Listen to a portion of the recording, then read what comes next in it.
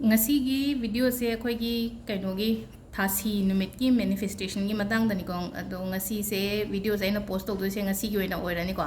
ngasi gi numit se da tobi ga da manifestation hai tare ko ado aham da somna lobi ga da se kaino ha matam da che ma lobi rani ko plain paper ma lobi nai ko plain paper se line ching aswai ching ra swai ka shugai de ko do che ma lorani pen ma lobi ro pen se aina haziki budi aina blue ire ko ado blue natraga red ani si gi manung da ama heta tobi bai ko ado red oiragana amuk hena phai ko hadi nangi wish to nangna niri bado hadi thuna amuk hena thuna lakpa hai tare ko ado smaina adu gi matung da plate amasu lobiro ko ai sida hadi e plate lo dare horen che se akoina bay leaf ki mai thaba du maina che se tha doine ba bay leaf ki mai thaba du na kram kan ta ko aduna punima numita to ga da ba hadi punima nu full moon day numita to ga da ba adu ga si sina akoi gi hayengi new moon ko thasi hai tare ko thasi numit che da to bi ga da ba hai tare ado sida ibagi mawong se ai hapetang hairake ko ado si se tawbo hodringai da hai tare ko si se tawbo hodringai da phatna relax hoina ngatang phambiro ko keno tawraga hadi wakhan do ngasai ngi nuai ta ba ke ka me am leram maga su ko hadi relax obi ba hai tare ko hadi do yamna hathua tu ju taw kono nina ta na phamdara ga nung dang da dum hadi barom mang gumba ke gumba to biro shwe talak ta mi electric kan da to biro shwe ko akoina poto aigi niri ngai matam do da hadi mi sum changa po khopa do nungai te na ko mind do divert taw ina ko mind divert taw da na ba adu ga nang na ngasi igriba wish ma'am je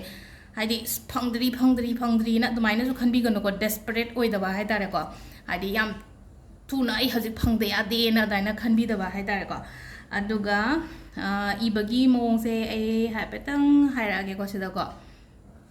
khwai aham bada sida dum ibiro bodum ai irage dum ko khwai aham badi igadaba se dearest universe ko maitron de irashwe keno de irashwe ko hadi universe hadi dearest universe dum hadi si se hoina hadi nungshiraba universe ga na haraswe ko aduga adugi matung da thank you ohum la ko thank you ko aduga letter se iba matam to ko yam na ibio ko hadi ketang ai gi de handwriting thira ba kenom tawre ko hadi yam phajana ibio hai tar ko hadi yam phajana ibio haraga di pot se thawai yauna nangna iri ba pot handwriting ga do phajana keno tawraga adas maina hadi aham bagi dearest universe thank you aduga sida wishes te ani ama ibayai ani ibayai ahum ibayai mari ibayai manga ibayai ko sidagi hena di ibirano aduga igada bagi mawong sina kamaini igada ge hai kan se ko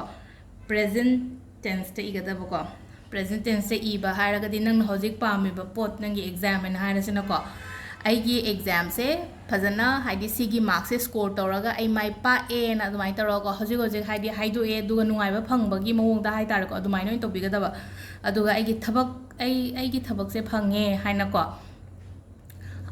adain toroga ibe ko meter on da gaida adagi pesang sagi matang da iraga sugo haidi ai gi pending leramba pesa kari kra loina mok phange hana dain toroga do akoi gi aina haise wishes se ani katang irashwai ahum mirashwai manga ko haidi maximum manga da gi di hena di ibirano ko ibasina present tense ta hai tare ko I am having my dream job haine irasi ko English na iragana aduga meteron de iragana e haji thawak phange aina apamba thabak to phange haji yam nungai na ai thabak tori khotli haina hai tare ko affirmations hana mamang du sumaya mai share taw khre ko adumai toroga tobi ba hai tare sida ado sida akoi gi manga se ibirani ko ado ai sije ai mai thabadi ularoge ko ado si je segai raga dum keno tawbirase ko paper se segai rani do aina igadabado irani na ko haidi present tense ta aigi wish manga do irani aduga paper fold se kam kan so form side se da tawbi ba hai tare ko video skip tawbono haidi comment ta mu haidi questions hangata na ba ko haidi dum ai na ta ai se dum gyan taram gadra di khale ko maina akombagi amuk anira fold tawre ko saina tade anira khatang ko aham bagi ama fold tawre smaina fold tawre duga si se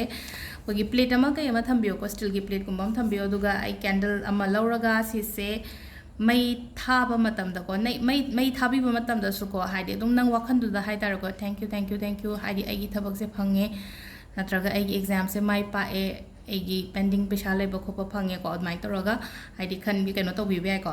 ꯑꯗꯨꯒ ꯁꯤꯁꯦ ꯃꯩ ꯊꯥꯔꯅꯤ ꯑꯗꯨꯒ ꯃꯩ ꯊꯥꯔꯒ ꯄ꯭ꯂꯦꯠꯇꯨꯗ ꯊꯝꯕꯤꯔꯅꯤꯅꯀꯣ ꯄ꯭ꯂꯦꯠꯇꯨꯗ ꯊꯝꯕꯤꯔꯒ ꯃꯥꯒꯤ ꯇꯥꯡꯒꯣꯏ ꯍꯥꯏꯅꯀꯣ ꯑꯩꯈꯣꯏꯒꯤ ꯕ꯭ꯂꯦꯛ ꯃꯆꯨ ꯉꯁꯥꯏꯒꯤ ꯎꯠ ꯇꯥꯔꯛꯀꯗꯕꯗꯣ ꯁꯤꯒꯤ ꯄꯦꯄꯔꯗꯒꯤ ꯑꯗꯨꯒꯤ ꯀꯩꯅꯣꯗꯣ ꯎꯠꯇꯣ ꯍꯥꯏꯇꯥꯔꯦꯀꯣ ꯑꯦꯁꯦꯁ ꯍꯥꯏꯅ ꯍꯥꯏꯀꯣ ꯏꯪꯂꯤꯁꯇꯅꯀꯣ ꯑꯗꯨꯒꯤ ꯑꯦꯁꯦꯁꯇꯣ ꯍꯥꯏꯗꯤ ꯄ꯭ꯂꯦꯠꯇꯨꯗꯒꯤ ꯄꯨꯊꯣꯛꯄꯤꯔꯒ ꯑꯩꯒꯤ ꯁꯨꯃꯥꯡꯗꯅꯤ ꯈꯪꯗꯦ ꯅꯠꯇ꯭ꯔꯒ ꯍꯥꯏꯗꯤ ꯁꯨꯃꯥꯡꯒꯨꯝꯕ ꯂꯩꯇ꯭ꯔꯒꯅ ꯑꯩꯈꯣꯏꯒꯤ ꯗꯣꯂꯥꯟ ꯃꯊꯛꯀꯤ ꯕꯦꯜꯀꯅꯤꯒꯨꯝꯕ ꯀꯩꯒꯨꯝꯕ ꯂꯩꯅꯀꯣ ꯑꯗꯨꯗ ꯄꯨꯊꯣꯛꯑꯒ ꯍꯥꯏꯗꯤ ꯁꯤꯁꯦ ꯑꯩꯈꯣꯏꯅ ꯃꯊꯛꯇ ꯌꯦꯡꯈꯠꯂꯒꯀꯣ ꯍꯥꯏꯗꯤ ꯑꯇꯤꯌꯥꯗ ꯌꯦꯡꯉꯒ ꯍꯥꯏꯗꯤ ꯅꯪ ꯃꯤꯠ ꯎꯏꯁꯜꯂꯒ ꯀꯥꯝꯊꯣꯛꯄꯤꯈꯣꯕ ꯍꯥꯏꯗꯤ ꯌꯥꯝ ꯊꯥꯖꯅ ꯍꯥꯏꯇꯥꯔꯦꯀꯣ ꯍꯥꯏꯗꯤ ꯊꯦꯡꯛ ꯌꯨ ꯌꯨꯅꯤꯚꯔꯁ ꯑꯩꯒꯤ ꯅꯤꯡꯕꯁꯦ ꯊꯨꯡꯉꯦꯀꯣ ꯍꯥꯏꯅ ꯑꯗꯨꯃꯥꯏꯅ ꯈꯜꯂꯒꯀꯣ ꯑꯗꯣ ꯁꯤꯗ ꯂꯩꯔꯦ ꯁꯤꯁꯤꯃ ꯍꯌꯦꯡ ꯇꯧꯕꯤꯕ ꯌꯥꯏꯀꯣ ꯀꯩꯅꯣ ꯅꯨꯃꯤꯠꯁꯤꯗꯀꯣ ꯑꯩꯈꯣꯏꯒꯤ ꯍꯌꯦꯡꯒꯤ ꯊꯥꯁꯤꯒꯤ ꯅꯨꯃꯤꯠꯁꯤꯗꯀꯣ ꯁꯤꯒꯤ ꯄꯦꯄꯔ ꯐꯣꯜꯗꯤꯡ ꯃꯦꯊꯠꯁꯦ ꯇꯧꯕꯤꯌꯣ ꯍꯥꯟꯅꯕꯨꯗꯤ ꯁꯦꯌꯔ ꯇꯧꯈ꯭ꯔꯕꯅꯦ ꯑꯗꯣ ꯈꯤꯇꯪ ꯀ꯭ꯂꯤꯌꯔ ꯑꯣꯏꯕ ꯋꯥꯠꯄ ꯃꯥꯜꯂꯦꯀꯣ ꯍꯥꯏꯗꯤ ꯀꯣꯏꯁꯟꯁ ꯃꯌꯥꯝ ꯍꯪꯉꯛꯄ ꯂꯩ ꯑꯗꯨꯅ ꯑꯩꯅ ꯉꯁꯤ ꯑꯃꯨꯛꯀ ꯁꯦꯌꯔ ꯇꯧꯒꯦꯅꯀꯣ ꯍꯥꯏꯗꯤ ꯑꯃꯨꯛ ꯅꯤꯡꯁꯤꯡꯅꯅꯕ ꯍꯥꯏꯇꯥꯔꯦ ꯁꯤꯁꯦ ꯑꯗꯨꯝ ꯊꯥ ꯈꯨꯗꯤꯡꯒꯤ ꯇꯧꯕ ꯌꯥꯏꯑꯕ ꯊꯥ ꯈꯨꯗꯤꯡꯒꯤ ꯐꯨꯜ ꯃꯨꯟ ꯅ꯭ꯌꯨ ꯃꯨꯟ ꯑꯅꯤꯃꯛ ꯂꯣꯏꯅ ꯇꯧꯕ ꯍꯥꯏꯗꯤ ꯑꯗꯣ ꯍꯥꯏꯗꯤ ꯃꯦꯅꯤꯐꯦꯁꯇꯦꯁꯟꯁꯨ ꯍꯥꯏꯗꯤ ꯑꯩꯅꯁꯨ ꯍꯥꯏꯔꯒ ꯑꯗꯨꯝ ꯃꯦꯅꯤꯐꯦꯁ ꯇꯧꯕ ꯑꯗꯨꯝ ꯅꯪꯅ ꯄꯥꯝꯃꯤꯕ ꯄꯣꯠꯇꯣ ꯑꯗꯨꯝ ꯃꯦꯅꯤꯐꯦꯁ ꯇꯧ ꯍꯥꯏꯗꯤ ꯅꯣꯡꯃ ꯁꯣꯏꯗꯅ ꯐꯪꯅꯤꯅ ꯈꯤꯇꯪ ꯊꯥ ꯑꯃꯅꯤ ꯗꯤꯂꯦ ꯑꯣꯏꯔꯒꯁꯨ ꯍꯥꯏꯗꯤ ꯐꯪꯒꯅꯤꯅ ꯑꯗꯨꯅ ꯍꯥꯏꯗꯤ